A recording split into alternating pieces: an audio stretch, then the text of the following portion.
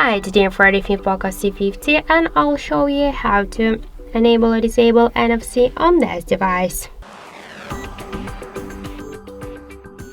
So first we should open the settings application and then tap to connection and sharing. Here you'll see NFC section, so just to activate NFC or to turn it off, we should tap on this switcher.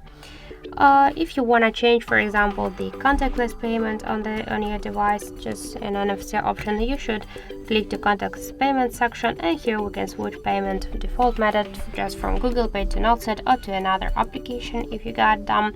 Also, we can use default always and just to replace default app when another payment app is open. So also one more way how we can activate or turn off the NFC option, we should first open the control panel and then we'll see here NFC icon. So just to activate or to turn off the NFC, we should just click on this switcher.